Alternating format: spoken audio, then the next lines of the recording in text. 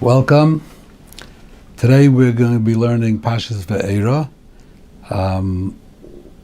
Last time I gave my email, Yaakov Yosef Reinman at Gmail, and a number of people have written to me, and it's something I really appreciate because, and I see from their emails that they are, what I want to do here is to learn Chumash and Rashi, Torah Lishma, that means just to understand what it says. To learn it like I learned Bava Kama, to learn, or Bava Basra, to learn the Chumash and the Rashi. It's a big sugya in Torah, and to learn it. And I see from my emails that the people who, at least those who responded to me, and I imagine that they're representing other people, are actually learning along with me. They have questions and they have different ideas that they're offering to the questions that I asked, and it's very much appreciated. One of the issues that they talk about, and also there was a comment on Lakewood Scoop also about this issue, is the issue of midrashim. So I would like to clarify, what I've been saying. I'd like to clarify. Everything that it says in Chumash, everything it says in the Torah is 100% literal. Everything. There's nothing figurative in Chumash. Every Makkah happened, Kriyas Yamsuf happened, Matan Torah happened, the Mon fell, Bereshit was there. Every single thing that says in the Torah is 100% literal. 100%. The question is, what's with the Divrei Chazal? What's with what it says in Agarata, what it says in Midrashim? Now, in this, there are two schools of thought. There is the Rambam.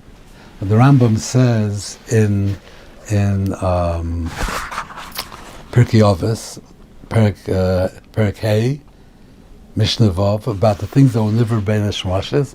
So the Rambam says that the Rebbeinu Shalom doesn't change things in the world, and if there are nisim, all of those were implanted in the teva during Sheishes Mei Breishis. Bein Hashmoshes, that's why the Piyah Osen was never, because Rebbeinu Shalom is not going to make a nest with a Piyah Osen later. The Piyah Osen has to already be a Tanai in the Bria from the beginning. This is how the Rambam learns, and the Rambam generally understands that Midrashim are not meant to be taken literally. The Maral also goes in that derech, and so does the Rashba. The Marsha goes different. The Marsha tries to, as much as possible, to make everything, to understand everything as being literal. Except sometimes, like when the Gemara says that Oigmel Chabasha was Oiker Harim, Toichnam Zebezeh, that's too much for the Marsha as well. Marsha says that cannot be, and over there he learns it up in Derech Remazim, what it means. Harim is Harim. He has a whole pshat. But in general, the Marsha tries to say that it's literal. Both of these are legitimate. It's not you could learn that it's literal. You could learn that it's not literal. It doesn't matter. Whatever you go for, whatever resonates with you, whatever your Rebbe tells you, whatever. I personally follow. I personally like to learn like the Rambam. Others want to learn differently. That's fine. And what the Sefer Hasidim says, that Osir Legalize, I didn't bring it here today, but usually I have it. Osir Legalize Medrash Tamur Lektanim. He's not taking a position on these two schools of thought. He's not saying whether he thinks that it is literal or that it's not literal. He's just saying that certain things you tell people after they've reached a certain level of maturity, and their emunah is already solid, it's already established, and then you could tell them midrashim, and if you want to say it's literal, say it's literal. If not, also not. But when the ketanim, when the young children who are not mature and not developed yet, and their emunah has to be implanted and developed, this is not a time to tell them midrashim, which can be, especially not if you tell them as literal, can be cause them to be skeptical. Now, one of my correspondents mentioned that what's with the Makkahs and what's with that Moshe jumped 10 Hamas and he hit Oig Melech HaBoshen on the ankle. So this is exactly what I'm talking about. You can't conflate those two. The makas are the makas. The makas says in the pasuk. What says in the pasuk is 100% true. The makas were nisim. They were deliberately done. The manshisi oisoisai. The bunch wanted to show nisim to Mitzrayim. What about Moshe jumping? What the Chazal say that he jumped and he hit him on the ankle. And so, if you do the math, I'm not going to do it here for you now, but you figure out all the math, how that would make Ogmel Chaboshan 1,500 feet tall, which is taller than the Twin Towers Aleya Mashalem. So that's pretty tall. Now, is it impossible? I don't know if it's impossible. Maybe it's possible. The Rebbe Shalom can make whatever he wants. He wants to make, but is that what it really means? I don't know. Could be yes, could be not. So the Rambam in the Sefer HaMoira says that how tall was Og Melech HaBashan? He's medayik in the Psukim in Devarim, because Arsoi that Og's bed is still in Rabat Amon. So he's medayik. So he says that Og Melech HaBashan was 6 amas tall. 6 amas tall, which means between 9 and 12 feet. So let's say 6 amas tall, not 1,500 feet. He says Mefurish, he was 6 amas tall. He says that is the maximum that a human being can be tall. Beyond that, it's not possible for a human being to be taller than that. So if you're ever standing next to a person who's 6'5", you feel dwarfed, at least unless you're also 6'5". But people are regular height, and you think this person is 6'5", it's like, wow, he's so tall. Imagine standing next to somebody who's 7 feet. Imagine standing next to somebody who's 9 feet tall. It's enormous. This is a tremendous, tremendous giant. And so Og Melech HaBashan is a giant. 9 feet tall is like, but it's not 1,500. This is how the Rambam learns. Maybe the Mashal, I don't know what the Mashal says about that, but maybe the Mashal would say that he was 1,500 feet tall. Maybe. But what the Sefer Chassidim is saying is that with Ketanim, you don't go there. You don't go there. It's not a safe place to go. Now, later in the Parsha, I'm going to come up with another case where the question is it literal, is it not literal, when we come to Makas Borod. But we'll get there soon. So this Parsha, it starts with Ve'era. We spoke about this, that the Rashi over here says that Chaval Adavdim B'lei Mishtachen, that Rebbeinu Shalom is nostalgic for the Ovis, that they never were Maharach Midoisov, they never second-guessed him, and when Avram had to buy a caver, so he had to buy it for a lot of money. So why did he pick this exactly? Why doesn't he pick the Akedah? Why doesn't he pick the other Nisyonis? So we spoke about this in Parshas Hailstones. So I'm not going to go back into this now. If anyone's interested, it's okay. So Moshe Rabbeinu comes, and he comes to Klal Yisrael, and he tells them that he's going to take them out of Mitzrayim. He tells them the 4 Lashonos of Geula. And it says, Vaydaber Moshe, one second here. Vaydaber Moshe Kein El Bnei Yisrael, V'Lashomu El Moshe, Mekoitzer Ruach Ma'avodah Kosha. It was very difficult for them to listen to Moshe. They were oppressed and worked hard, and they were not in a good state of mind. Okay, we'll get back in a minute. So now he says like this. Vaydaber Shem El Moshe Leimer, Boy Daber El Parim Mech Mitzrayim, Shachs Meisro Ma'arzai. Vaydaber Moshe, so this time he told him to go. So Moshe said, Hey Bnei Yisrael, Shamu Elai V'echesh Meni Paroi V'ani Aral Sfasayim. It's one of the Kavachomas in the Torah. They didn't listen to me, and I'm an Aral Sfasayim. Why would they listen to me? Which needs explanation, because they didn't listen because of Avodah Kosher. But then he said, Vaydaber Shem Moshe V'am Beitzavlo Bnei Yisrael, V'ol Paroi Lahoitzis Bnei Yisrael Meretz Mitzrayim. Then the Torah goes into a tangent. The Torah goes and is miyaches It goes through Reuven, Shimon, Levi, then it goes and gets to Levi, he starts going to the Shpachas of Levi, then he gets to Kos, he starts going to the Shpachas of Kos, comes to Amram, till he comes to Moshe Aaron. This is what the Torah does here. Is miyachas them. Then it says, Vaydaber Shem Moshe Leimer, Ani Hashem, Daber el Paroi, tells him again, go to Paroi, and Moshe says, Hein Ani Aral Svasayim, Ve'echi Yishmer Paroi. So Rashi explains that this is really a repeat of what he said before. Before he told him to go and he said Ani Aral Svasayim. Now it's a repeat. Why is it repeating? Because when you interrupt the narrative, you have to back up a little bit for a couple of psukim, a pasuk, 2 psukim, to pick up the thread. Because if you're just going to continue, the readers or the listeners are not going to connect what you're saying now to what you said before. So you have to back up, do a little more, and then do it again. So this is what he does. So we spoke about this in Parshas Vayeshev. Why there's a difference between the first time and the second time. The first time there's a kal v'chomer, the second time there's no kal v'chomer, and the second time it says Ani Hashem, which Rashi says Kedai Nishlecha, and Lekayim Divrei Shlechusi, and the first time it doesn't say Ani Hashem. So we were saying that when the Torah has to repeat a pasuk, which is really not needed, you're just repeating a pasuk to pick up the thread. The Torah wants that each pasuk should have something of its own value, and it shouldn't be just a gratuitous repetition of a pasuk with no additional information. This is what we spoke about in Parshas Vayeshev, B'nagei over there, the story with Tamar and Yosef's Mechira. Okay, very good. But the question is, why is the Torah mafsik right here? We're already into Parshas Va'era. We've met Moshe. We followed him to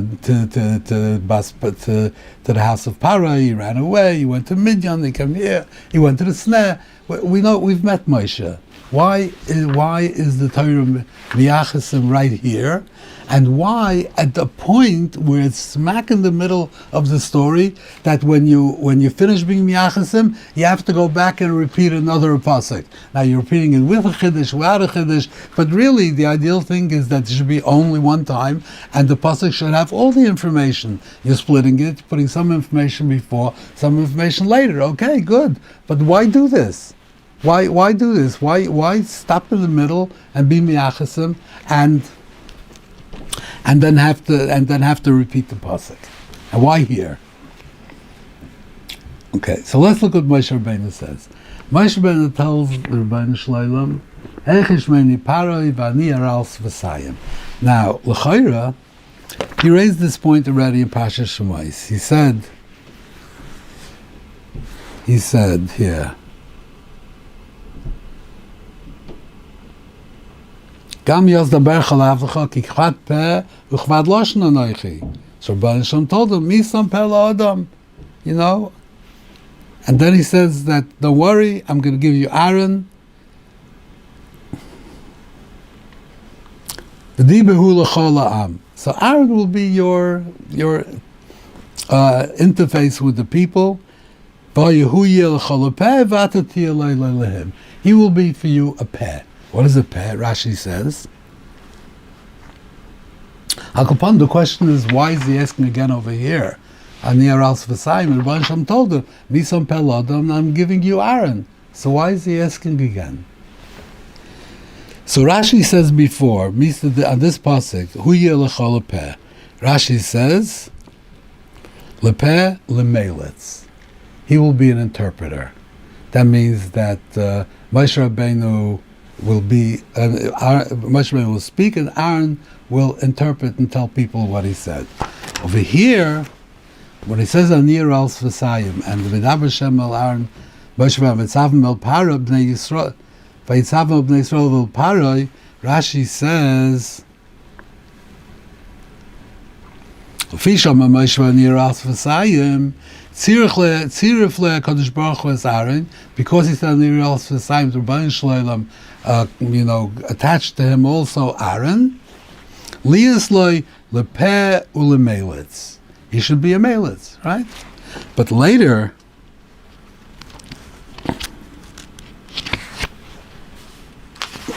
he says like this: Ata Tedaber, it's called Asher Tzaveka, V'Aaron Achicha Yidaber El Parei. You will say everything I tell you, and Aaron will speak to Parei.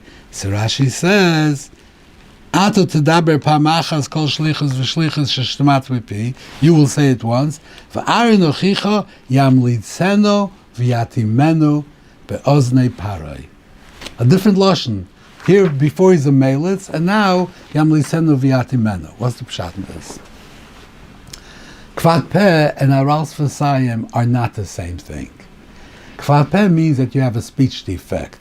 That when you speak, your speech is garbled, you stutter. There's something. The physical speech is not clear.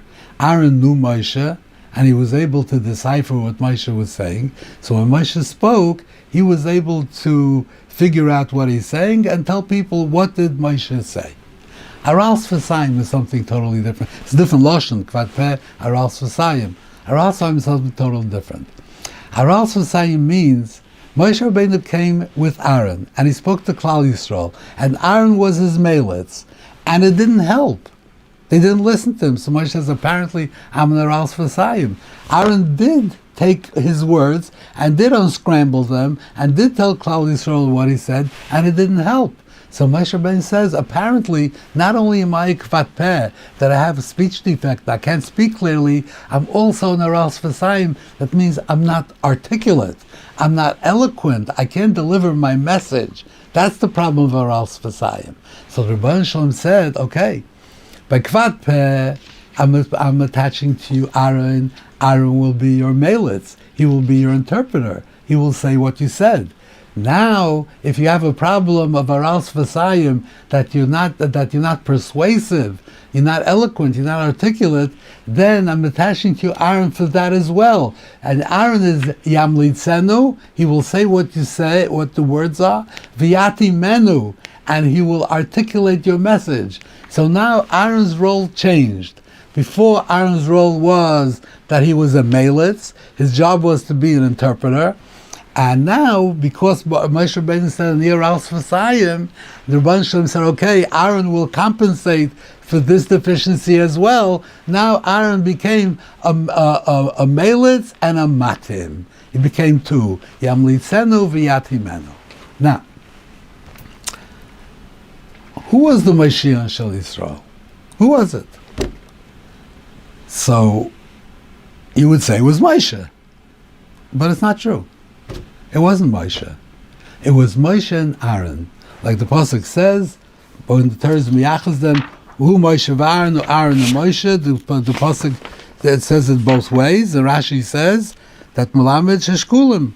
That's the reason why it says, Yesh mekaymes shemagdim Aaron and Moshe, Yesh mekaymes shemagdim Moshe Aaron. Sometimes it says first Aaron, some first Moshe. Lo melach sheshkulim, shkulim ke'echad. What is Shkulim Kechot? They were equal. They were not equal. Moshe Rabbeinu was greater than Aaron. Shkulim Kechot means, Lagabi the Shlichas, they were the same. If you have partners in something, so it doesn't matter if somebody's contributing more than the other person or less than the other person, but if it's Zeh Niyachol, if each one on his own could not do it, then it's being done by both. Both of them are doing it. The Mashiach Shel Yisrael was Moshe v'Aaron, Shkulim ke'echad, both of them together. How do we know? Where is it Nizgal in the Psukim? Until now, Shmois, the whole Parshas Shmois, everything, it's all Moshe. Moshe was what to the Snem, Moshe was the one that was sent. You would think that Moshe is the Mashiach Shel Yisrael. However, he's not. When was it Nizgal that he's not? At this point. When Moshe said, Ani Aral Sfasayim, I cannot articulate the message. Vaydaber Hashem el Moshe v'Aaron v'Yitzav mel Parai. And the Rebbeinu Shalom was mitzaref Aaron to Moshe, that not only should be a male, it should also be a matim. At this point, Aaron became a partner. A melitz is not a partner. If a person speaks and somebody is just translating or just this the unscrambling the words and telling somebody what he's saying, that's just an interpreter. That's not a partner. But if he is not only easy unscrambling it, but he has creative input, he is articulating the message. He's explaining it and persuading people and telling them that this is what has to be done, that this is what's going to be. That makes him a partner. So when did Aaron become the partner of Moshe, that shkulim ke'echad? When did he become a partner? Right here in this pasuk, where he says, "Vaydaber Hashem el Moshe ba'Aaron be'itzav el bnei Yisrael." This is the point where Aaron became the shutuf to Moshe, and this is the point where we realize that the Mashiach Shal Yisrael is Moshe v'Aaron, Aaron v'Moshe, both of them together. Shkulim hey, neither one could do it without the other. And immediately the Torah is mafsik and is miyachas them and tells you the yichas. To tell you the yichas before would be premature, because we don't know yet who is the Mashiach Shal Yisrael. In this pasuk, we discover who is the Mashiach Shal Yisrael. When the Rebbeinu Shalom was mitzaref Aaron that he should be a melitz and a matim, at this point Aaron becomes a partner, and once he becomes a partner, now we know the Mashiach Shal Yisrael was a partnership of Moshe and Aaron, and immediately the Torah says, okay, now we know who the Mashiach Shal Yisrael is, we will be miyachas them. And if we have to pick up the thread, we will go back and pick up the thread. Okay, now let's go a little bit further in the Parsha to Borod. Borod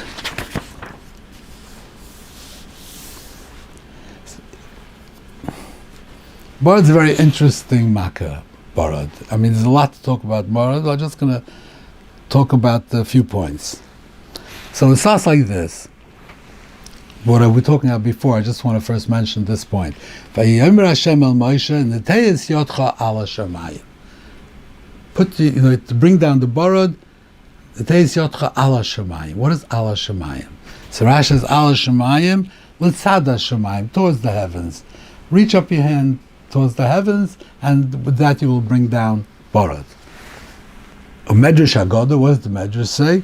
Higbiyai HaKadosh Baruch Hu leMoshe lemala min hashamayim. He picked him up above the Shemayim. He picked Moshe up above the Shemayim. Now, what does this mean?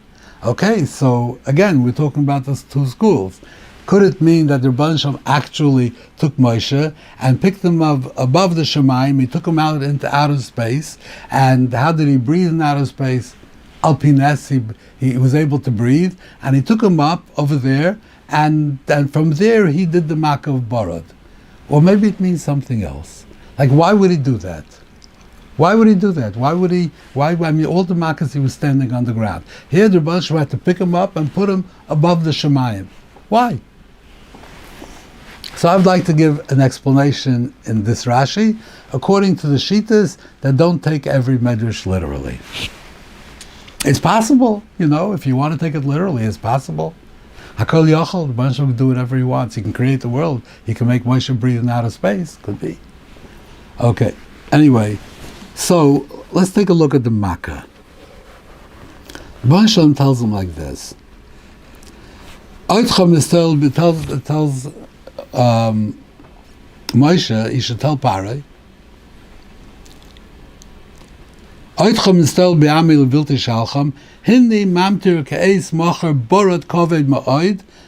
I'm going to make a very heavy borod. There was never such a hailstorm ever. Okay, and now he says, go take your livestock inside if you're really worried about it. If not, but this was the warning. The warning was that there will be a tremendous hailstorm. There's never such a hailstorm. Okay.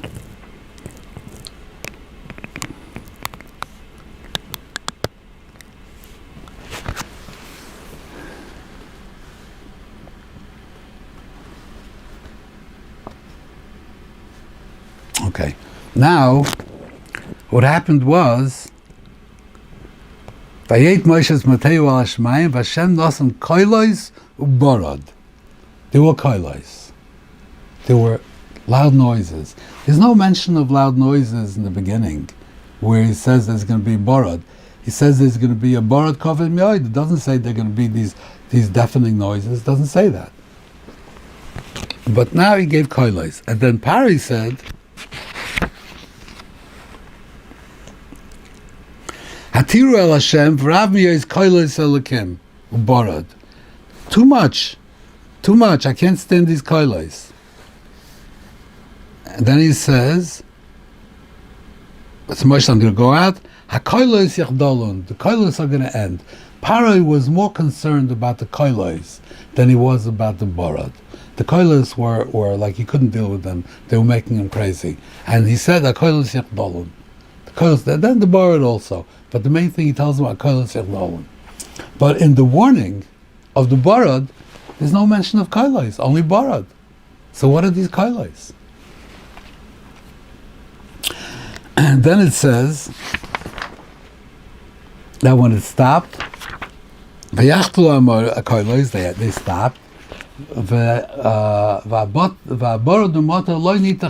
didn't hit the ground. So Rashi says that even those pieces of borod, even those hailstones that were in transit, they stopped where they were. They didn't get to the ground. So in other words, the hailstorm stopped. Now, if you have a hailstorm, you have hailstones like maybe an inch off the ground, 2 inches, 3 inches, a foot, 10 feet.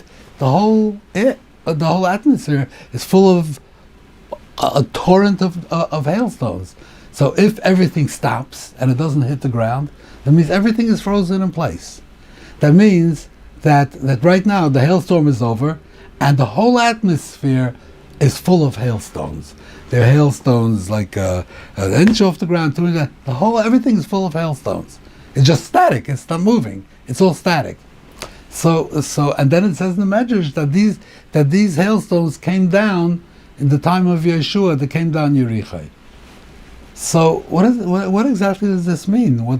So if you walk to Mitzrayim after Makas Borod, you have to go like this, and open a path through the hailstones and you could walk, because otherwise it was like, the whole air was full of hailstones. And then what happened?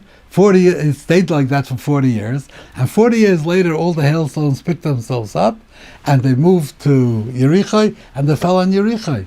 What does this mean? So,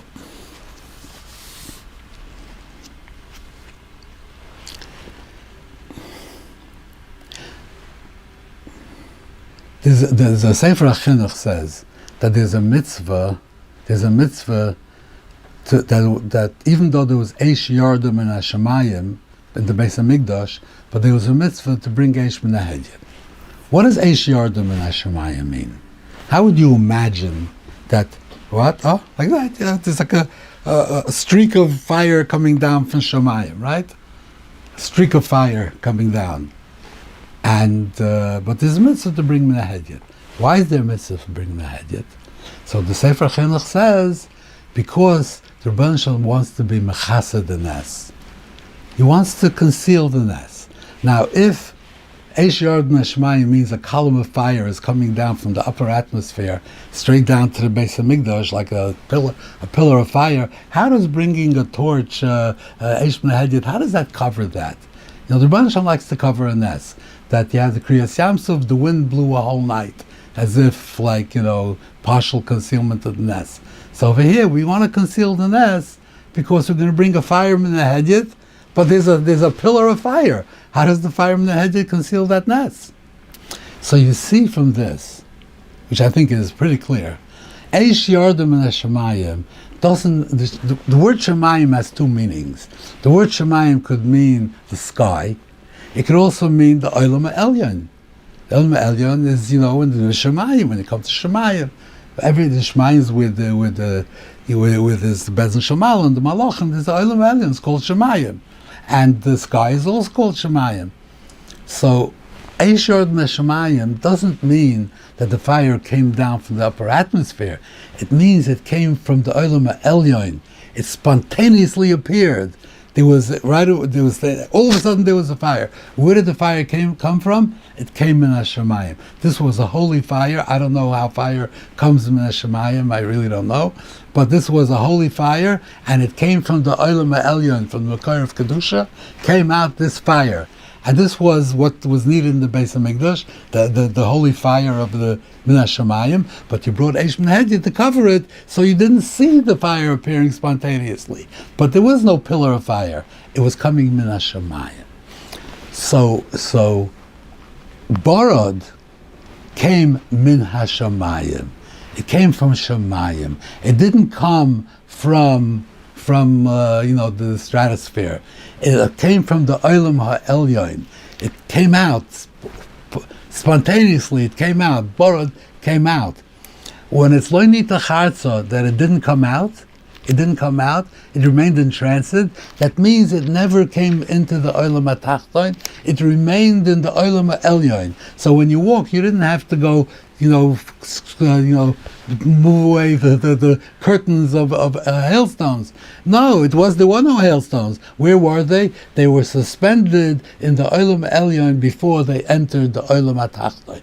That's what it means, Lo Nita Charza. So 40 years later, doesn't matter. They can come down here, they can come down Yericha, it doesn't matter. They were in the Olam Elyon. They never came into the Olam HaTachton. 40 years later, they came to Yericha. So the Olam HaElyon opened up. The Makkah was the Bora, the hailstones. When the Olam HaElyon opened up, the sounds that they heard, the koilas that they heard, were the koilas of the Olam HaElyon. The sounds that were there in the Olam HaElyon, that's what they heard. They heard the sounds of the Olam HaElyon. Listen to the Baal HaTurim. The Baal HaTurim. I'm busy with Chosh Mishpat. HaKoilas yechdolun v'aborad lo yeh oid. The pasuk says the koilas are going to stop and the borad will not be again. Zok the Baal HaTurim. Avelo yomer al koilas lo yeh oid. He didn't say the koilas are never going to be again. Ki yiyu b'matan Torah. These koilas that Paroi heard over here, those koilas will be heard again by Matan Torah. When the Olam HaElyon is going to open up and the barrier between the Olam HaTachton and the Olam HaElyon will be removed, then we will hear the koilas of the Olam HaElyon. When Borod came down, that barrier was removed and it came straight from the Olam HaElyon. We heard the koilas of the Olam HaElyon. That's what the Baal HaTurim is saying. There's the koilas of the Olam HaElyon. And that was not a Makkah. The Makkah was not the koilas. The Makkah was the Borod. But the Borod came from the Olam HaElyon. When you opened the Olam HaElyon, he couldn't handle these. The sounds were too much. That's what was bothering him. The sounds were intolerable. The Borod was secondary. The main thing he was concerned about was the koilas that came from the Olam HaElyon. So that's why in the Makkah there's no mention of the koilas. The koilas was not a Makkah. The koilas was not a Makkah. But when the Borod came down from the Olam HaElyon, that's when there were koilas. So what Rashi is saying, what is Rashi saying? Moshe Rabbeinu had a shlit over the Bria. He had his mata, he had his hand. Moshe Rabbeinu was given the power over the world to make all kinds of nisim and all kinds of moifsim. Borot came from the Olam HaElyon. Moshe Rabbeinu did not have a power over the Olam HaElyon. He only had a power of the Olam HaTachton. However, for this Makkah, Melamed Shegbia Kadosh Baruch Hu LeMoshe Lemala Min HaShamayim. The Baruch Shalom took Moshe just for this Makkah, and he gave him a shlita over the Olam HaElyon, the Shamayim meaning the Olam HaElyon, that he would be able to bring out Borod from the Olam HaElyon into the Olam HaTachton. That's what it means, Melamed Shegbia Lemala Min HaShamayim. That's what I think Rashi is saying. Akoponim, if you insist on saying that Rashi means that he took him into outer space, it's okay, but just don't tell it to the children. Anyway, thank you very much, and I hope to see you again next week. Thank you.